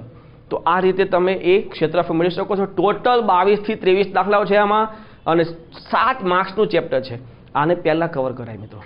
ઓકે, નેક્સ્ટ જોઈએ તમે 9મું ચેપ્ટર વિકલ સમીકરણ. એના નામમાં જ ખ્યાલ આવી જાય છે, વિકલન નામ આવશે, અને 7 માર્ક્સનું છે. એ 7 માર્ક્સમાં પણ 3 માર્ક્સના એમસીક્યુ અને 4 માર્ક્સની થિયરી. હવે એમાં સૌથી પહેલા વિકલ સમીકરણની કક્ષા અને પરિમાણ જે એમસીક્યુ માટે અગત્યની છે. કક્ષા એટલે શું, તો જે આપેલ વિકલ સમીકરણ છે, મતલબમાં જો સમીકરણમાં વિકલન દેખાય તો એને વિકલ સમીકરણ કહેવાય. હવે એ વિકલ સમીકરણમાં વધુમાં વધુ કેટલી વાર વિકલન થયું છે એ જો, વધુમાં વધુ કેટલી વાર વિકલન થયું છે, જેટલી વાર વધુમાં વધુ વિકલન થયું છે એને કક્ષા કહેવાય. આપેલ વિકલ સમીકરણમાં વધુમાં વધુ વિકલન જેટલી વાર થયું છે એને કક્ષા કહેવાય. હવે એ કક્ષા તમે જ્યાંથી જોઈ છે, એટલે કે વધુમાં વધુ વિકલન જ્યાં થયું છે એ આખાની ઘાત, એને પરિમાણ ત્યાંથી મળશે. પણ પરિમાણમાં એક શરત છે કે આપેલ વિકલ સમીકરણ એ બહુપદી સ્વરૂપે હોવું જોઈએ. એટલે બહુપદી સ્વરૂપ મતલબમાં વિકલનની જે ઘાત છે એ પૂર્ણાંક હોવી જોઈએ, અને વિકલન એ સિમ્પલ હોવું જોઈએ, છૂટું હોવું જોઈએ, કોઈ વિધેય સાથે જોઈન્ટ ન હોવું જોઈએ. જેમ કે sin of dy/dx, log of dy/dx, e⁻dy/dx, આવું કોઈ સ્વરૂપ ન હોવું જોઈએ. sin of dy/dx મતલબમાં વિકલન સાઇનના ખૂણામાં છે, એટલે કે સંયોજન છે એવું આપણે કહી શકીએ. log of dy/dx એટલે કે log અને વિકલનનું સંયોજન છે, સિમ્પલ વિધેય ના કહેવાય, અને મિશ્ર વિધેય કહેવાય. e⁻dy/dx આ પણ સિમ્પલ વિધેય ના કહેવાય, સિમ્પલ એવું વિધેય હોવું જોઈએ. અને અહીંયા બહુપદીમાં જે ચલ x નથી, ધ્યાન રાખજો, અહીંયા ચલ તરીકે આપણે શું લઈશું, વિકલન, બરાબર છે. એ વિકલનની ઘાત કેવી હોવી જોઈએ, પૂર્ણાંક, તો એને આપણે બહુપદી કહીશું. અને બહુપદી હોય તો જ અહીંયા પરિમાણ મળશે, નહીં તો પરિમાણ મળશે નહીં. આ ખાસ ધ્યાન રાખજો, બરાબર છે. તો પરિમાણ જો બહુપદી હોય તો પરિમાણ કઈ રીતે મળશે, તો જ્યાં તમે કક્ષા જોઈ છે એ કક્ષાની આખાની જે ઘાત હોય એને પરિમાણ કહેવાય. એટલે એમસીક્યુમાં આવો એમસીક્યુ હશે જ મિત્રો, ખાસ ધ્યાન રાખજો. જેમાં ઉદાહરણ 1 અને સ્વાધ્યાય 9.1 તમે લઈ શકો છો. હવે વિકલ સમીકરણનું વ્યાપક અને વિશિષ્ટ ઉકેલ, બરાબર. જે ઉકેલ આપેલ વિકલ સમીકરણનું સમાધાન કરે છે અને એમાં જો સ્વેર અચળાંક હોય તો આપણે એને કહી શકીએ છીએ વ્યાપક ઉકેલ, અને સ્વેર અચળાંક સિવાયનો જે ઉકેલ હોય એને કહેવાય છે વિશિષ્ટ ઉકેલ. મિત્રો અહીંયા આપણને એક વિધેય આપેલું હશે, એ વિધેયમાં સ્વેર અચળાંક હશે, તો જેટલા સ્વેર અચળાંક હોય એટલી જ વખત વિકલન કરવાનું થાય. જો એને આમ કહેવું તો પણ કહેવાય કે જેટલા સ્વેર અચળાંક એટલી કક્ષા. ડાયરેક્ટ તમે એ પણ કહી શકો, કારણ કે જેટલા સ્વેર અચળાંક છે એટલી જ વખત તમારે વિકલન કરવું પડે, એનાથી વધારે કે એનાથી ઓછું ચાલશે નહીં. તો એ વધુમાં વધુ વિકલન થયું કહેવાય, તો એ કક્ષા. બરાબર છે. તો અહીંયા સ્વેર અચળાંક હોય અને જો એ વિકલ સમીકરણનું સમાધાન કરતો હોય તો એ વ્યાપક ઉકેલ કહેવાય, અને સ્વેર અચળાંક સિવાય જો એ સમીકરણનું સમાધાન કરતું હોય તો એને વિશિષ્ટ ઉકેલ કહી શકીએ છીએ. એના ઉદાહરણ 2 થી 8 અને સ્વાધ્યાય 9.2 9.3 એમાં આઈએમપી એક્ઝામ્પલ તરીકે જો લેવું હોય તો ઉદાહરણ 2 3 6 7 અને સ્વાધ્યાય 9.2 માંથી આ દાખલાઓ છે, અને સ્વાધ્યાય 9.3 માંથી 6 થી 10 દાખલાઓ આપણે લઈ શકીએ છીએ. હવે આ ચેપ્ટરમાં ટોટલ 3 રીતો છે મિત્રો, 3 રીત, પણ એમાંથી એક રીત 30%માં ડિલીટ થઈ ગઈ છે. મતલબમાં આમાં 2 રીતો વધી. એક જે છે વિયોજનીય ચલની રીત અને બીજી જે છે એ સમપરિમાણીય વિકલ સમીકરણની રીત. વિયોજનીય ચલની રીત મિત્રો, વિયોજનીય ચલની રીત એના નામ પર જ ખબર પડે. વિયોજન એટલે છૂટું પાડવું, ચલને છૂટા પાડો. મતલબમાં x વાળા પદ એક બાજુ અને y વાળા પદ જો બીજી બાજુ થઈ શકતા હોય તો એવું જે વિકલ સમીકરણ છે એને વિયોજનીય ચલની રીતથી તમે ઉકેલી શકો છો. ચલનું વિયોજન થઈ જાય પછી બંને બાજુ એનું સંકલન. ધારો કે એક દાખલો આપણે લખીએ અહીંયા કે ભાઈ dy/dx is equal to x+1 છેદમાં y+1. તો y+1 ને આ બાર લઈ લો અને dx ને આ બાર લઈ લો. મતલબમાં y+1 dy is equal to x+1 dx. આમાં જોઈ લો, એક બાજુ y વાળું પદ અને બીજી બાજુ x વાળું પદ થઈ ગયું. બંને બાજુ સંકલન કરી નાખો અને જે જવાબ આવે એ આપણે વિયોજનીય ચલની રીતથી ઉકેલ મળશે. પણ આ જે ઉકેલ મળશે તે કેવો મળશે? તો કે વ્યાપક. બરાબર છે. અને બીજી જે રીત છે સમપરિમાણીય વિકલ સમીકરણ. સમપરિમાણીય એટલે આમાં સૌપ્રથમ dy/dx ને કરતા બનાવો. જો dy/dx લેફ્ટ સાઈડ હોય તો RHS સાઈડમાં px/qx નું સ્વરૂપ હશે. p of x છેદમાં q of x. જ્યાં ચલની ઘાત બધા પદમાં કેવી હશે? સરખી. હવે જો વિકલ સમીકરણ dy/dx હોય તો RHS સાઈડ ઉપર જે સ્વરૂપ છે px/qx ને y/x સ્વરૂપમાં કન્વર્ટ કરો, f of y/x.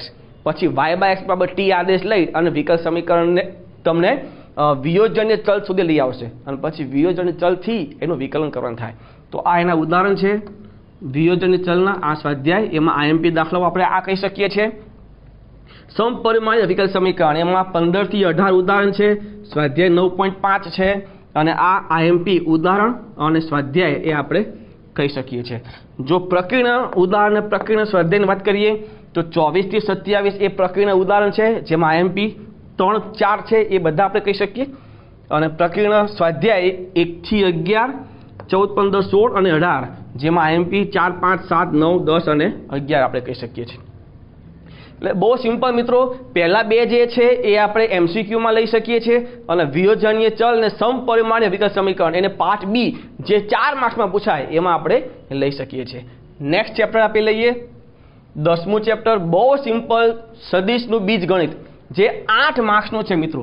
8 માર્ક્સ જેમાં 6 માર્ક્સના એમસીક્યુ અને 2 માર્ક્સની થિયરી. ધ્યાન રાખજો 8 માર્ક્સ બહુ સિમ્પલ સરવાળો અને બાદબાકી છે. એમાં પહેલો ટોપિક તમે જુઓ સદિશોના પ્રકાર અને સદિશોનો સરવાળો. સિમ્પલ મિત્રો. આ જે છે આ ફિઝિક્સમાં તમે ભણી ચૂક્યા છો કે 2 સદિશનો સરવાળો કઈ રીતે કરવો. તો સદિશ જો બિંદુ સ્વરૂપી હોય તો બિંદુ સ્વરૂપના સદિશમાં x યામનો સરવાળો, y યામનો સરવાળો અને z યામનો સરવાળો એ થઈ ગયું 2 સદિશોનો સરવાળો, જેમાં એકમ સદિશ પણ આવશે.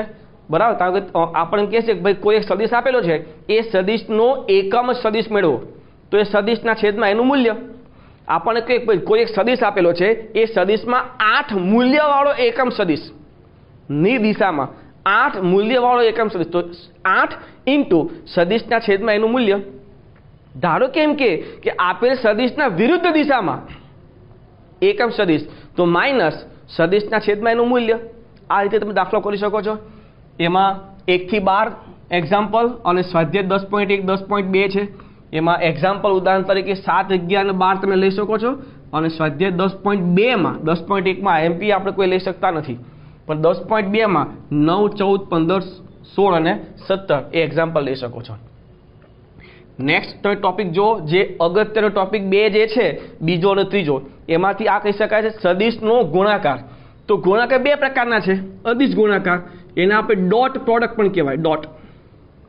અને બીજું જે છે સદિશ ગુણાકાર, જેને આપણે ક્રોસ ગુણાકાર પણ કહી શકીએ છીએ. આ અદિશ ગુણાકાર અને સદિશ ગુણાકાર, જેના પરથી આપણને કોસ થીટા એટલે કે બે સદિશ વચ્ચેનો ખૂણો કોસ થીટા બરાબર સદિશ, ધારો કે એક્સ અને વાય હોય તો એક્સ ડોટ વાય છેદમાં mod of x mod of y, આ કોસ થીટા. અને એ જ રીતે જો સદિશ ગુણાકાર પરથી આપણે થીટા મેળવવું હોય તો સાઇન થીટા મળશે. સાઇન થીટા બરાબર મોડ ઓફ સદિશ એક્સ ક્રોસ વાય છેદમાં mod of x mod of y. આ રીતે. હવે ધારો કે આપણને એમ કે ભાઈ બે સદિશ લંબ છે, તો જે બે સદિશનો ડોટ પ્રોડક્ટ 0 થાય તે બે સદિશો લંબ છે, અને જે બે સદિશનો ક્રોસ પ્રોડક્ટ 0 થાય તો એ બે સદિશો સમરેખ છે, એવું આપણે કહી શકીએ છીએ. તો એમાં ઉદાહરણ 13 થી 25 અને સ્વાધ્યાય 10.3 અને 10.4 એમાં આ પ્રકારના આપણે આઈએમપી લઈ શકીએ છીએ. ઉદાહરણ 15, 16, 21, 23, 24, 25 અને સ્વાધ્યાય 10.3 માં આ રીતના 10.4 માં દાખલાઓ તમે જોઈ શકો છો. જે આઈએમપી સ્વરૂપ, આઈએમપી મતલબમાં તમામ રીતના એક એક બાબે દાખલાઓ આપી લીધેલા છે જે પૂછી શકાય તેવા. નેક્સ્ટ તમે જો સદિશોનું અદિશ ત્રિગુણન, બરાબર, જે ત્રિગુણન સ્વરૂપે આપી લીધું છે. તો અહીંયા ઉદાહરણ તમે જોઈ શકો છો 26, 30 અને 31. મિત્રો આમાં એક ઉદાહરણ છે 30મું, એ બહુ અગત્યનું છે. આમાં પેટી ગુણાકાર પણ તમે કહી શકો. ધારો કે હું એમ કહું સદિશ x dot y cross z, આ જે છે એ પેટી ગુણાકાર છે. તમે એને આ રીતે પણ દર્શાવી શકો.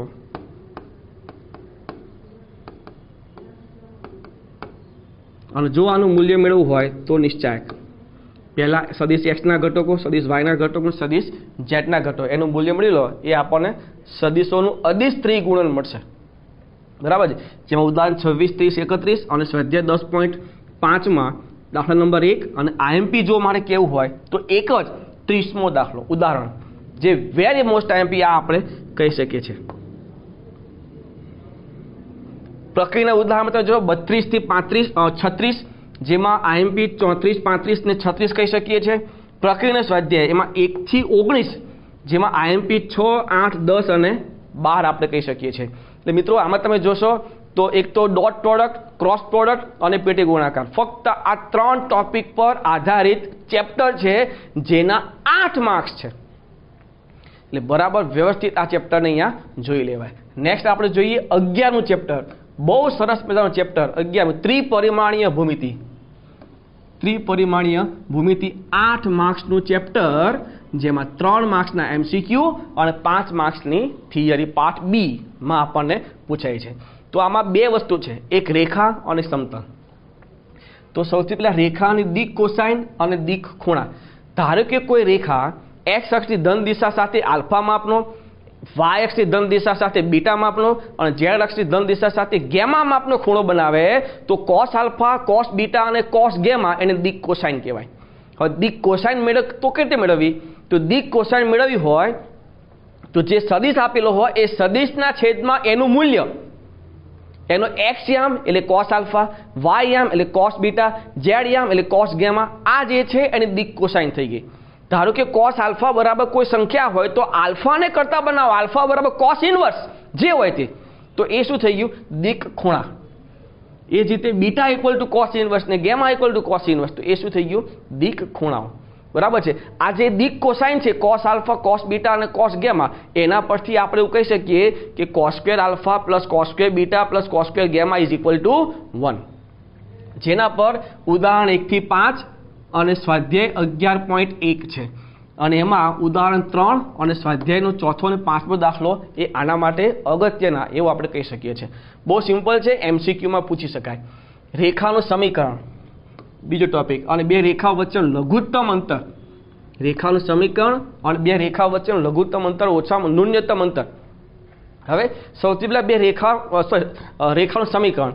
તો રેખાના બે પ્રકારના સમીકરણ અહીંયા મળશે, સદિશ સ્વરૂપ અને કાર્તીય સ્વરૂપ.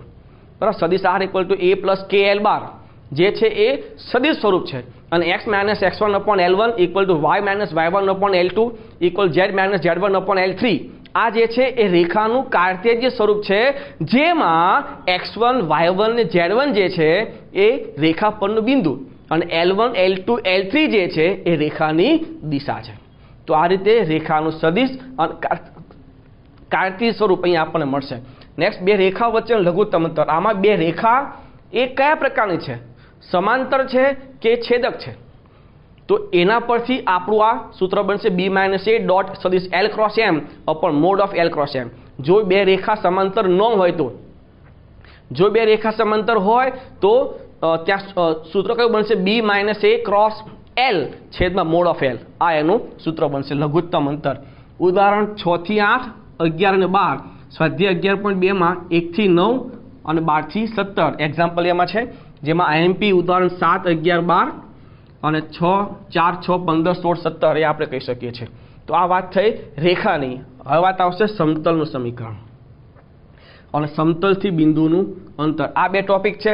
સમતલના સમીકરણમાં પણ બિંદુ અને સમતલનો અભિલંબ જોઈશે, જેનાથી r ડોટ n = a અથવા d આપણે એનો ઉપયોગ કરી શકીએ. r dot a = n dot d એનો પણ ઉપયોગ કરી શકીએ છીએ. તો આવા સૂત્રથી તમે સમતલનું સમીકરણ મેળવી શકો છો. હવે સમતલનો અભિલંબ અને બિંદુ હોય તો પણ તમે સમતલનું સમીકરણ મેળવી શકો છો. એ પણ સદિશ અને કાર્તીય સ્વરૂપમાં મળે. અને સમતલનું બિંદુથી અંતર, તો સમતલને બિંદુ સ્વરૂપમાં મૂકી દો. ધારો કે આપણી પાસે કોઈ એક સમતલ છે,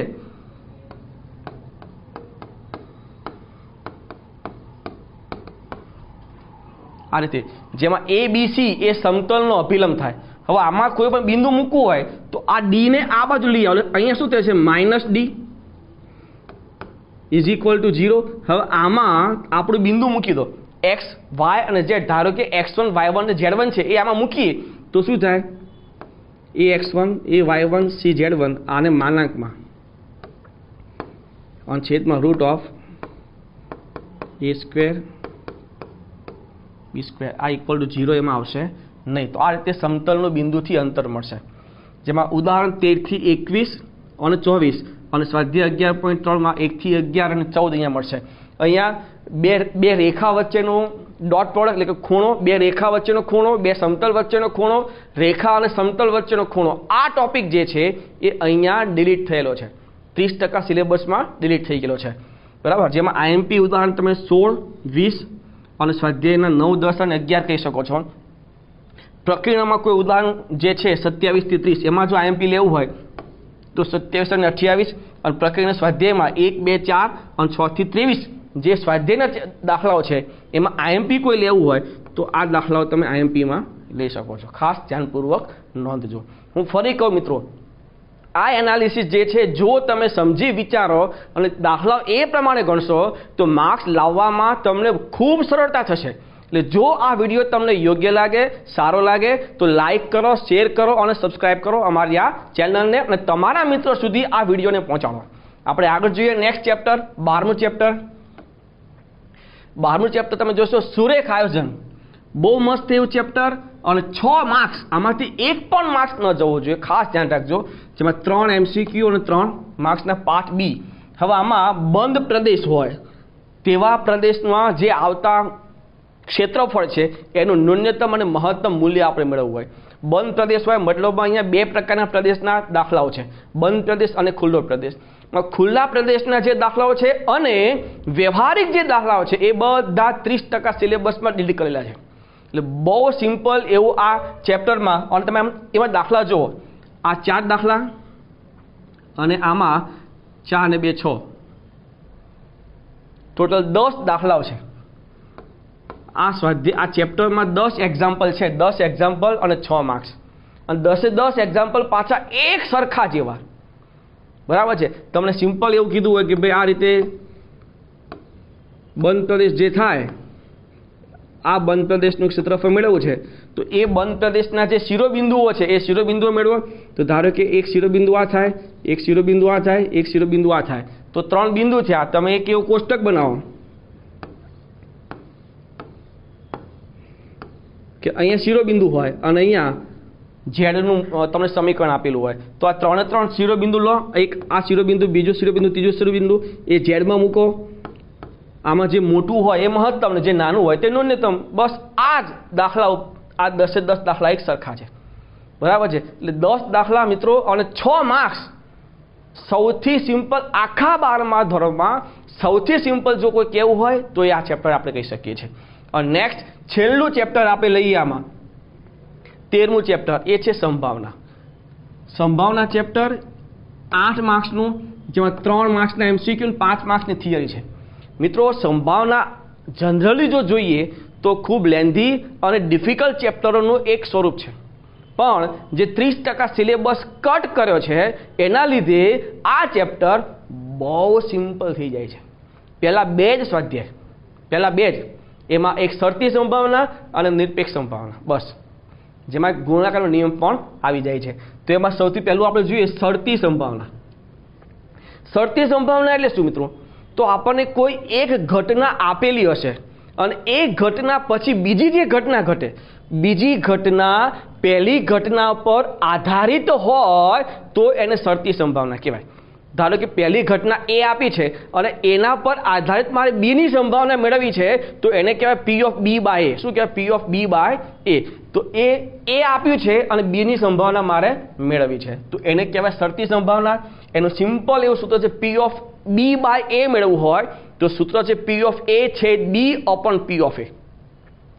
આ સૂત્ર પર આધારિત આખું 13.1 સ્વાધ્યાય છે અને ઉદાહરણ 1 થી 7 એમાંથી IMP ઉદાહરણ લેવા હોય તો 4, 5, 7 અને આ જે દાખલાઓ છે એ IMP સ્વાધ્યાયના દાખલાઓમાં તમે સમજ કરી શકો છો.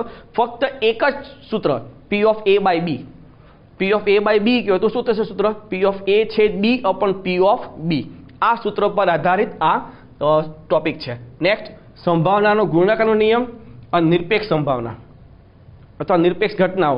આ ગુણાકારનો નિયમ જે છે, સંભાવનાનો ગુણાકારનો નિયમ, ધારો કે P of A છે D, આ જે સૂત્ર છે પહેલું જે સૂત્ર છે P of A by B, તો P of A by B નું સૂત્ર શું હતું? P of A છે D upon P of B. એમાંથી P of A છે B ને કરતા બનાવો તો P of A છે B શું થશે? P of A into P of A by B. તો P of B into P of A by B. આ રીતે તમે ગુણાકારનો નિયમનો ઉપયોગ કરી શકો છો. હવે એમાં જો નિરપેક્ષ ઘટના વિચારો, નિરપેક્ષ ઘટના એટલે શું? બે ઘટના એકબીજા ઉપર આધારિત નથી. P of A by B મતલબમાં A ની સંભાવના B પર આધારિત છે, પણ A અને B જો નિરપેક્ષ હોય તો P of A by B ને શું કહેવાય? P of A, કારણ કે B પર આધારિત નથી. બે ઘટનાઓ એકબીજા ઉપર આધારિત ન હોય તો શું કહેવાય? ઘટનાઓ નિરપેક્ષ ઘટના. તો જો નિરપેક્ષ ઘટનાઓ હોય તો સંભાવનાનો ગુણાકારનો નિયમ શું થઈ જાય? P of A છે D equal to P of A into P of B by A ની જગ્યા ઉપર શું થઈ જાય? P of A છે D equal to P of A into P of B. જો નિરપેક્ષ હોય તો આ એનો બીજો ટોપિક. મિત્રો ખાલી આ 2 ટોપિક પર આધારિત આખું ચેપ્ટર છે સંભાવના, જેમાં ઉદાહરણ તમે જોઈ શકો છો 8 થી 14 અને 13.2. એમાં જો IMP ઉદાહરણ કાઢવા હોય તો 9, 11, 12, 14 અને સ્વાધ્યાય જે 13.2 છે એમાં આ દાખલો તમે IMP સ્વરૂપમાં લઈ શકો છો. અને છેલ્લે પ્રક્રિયાના ઉદાહરણ જો જોવું હોય તો પ્રક્રિયાના ઉદાહરણમાં 36મો એક જ ઉદાહરણ છે અને એ જ આપણે IMP સ્વરૂપમાં લઈ શકીએ છીએ. અને પ્રક્રિયાનો સ્વાધ્યાય એમાં આપણી પાસે આ દાખલાઓ પ્રક્રિયાના સ્વાધ્યાયમાં છે અને એમાંથી 3 દાખલાઓ બીજો, ચોથો અને બીજો, 7મો અને 14મો એક્ઝામ્પલ આપણે IMP સ્વરૂપમાં લઈ શકીએ છીએ. એટલે મિત્રો આ જે સંભાવના છે, સંભાવના જનરલી ડિફિકલ્ટ ચેપ્ટરનું સ્વરૂપ છે, પણ એમાં 30% સિલેબસ જે કટ કર્યો છે એના લીધે આ સિલેબસ સિમ્પલ થઈ જાય, આ ચેપ્ટર આખો સિમ્પલ થઈ જાય છે.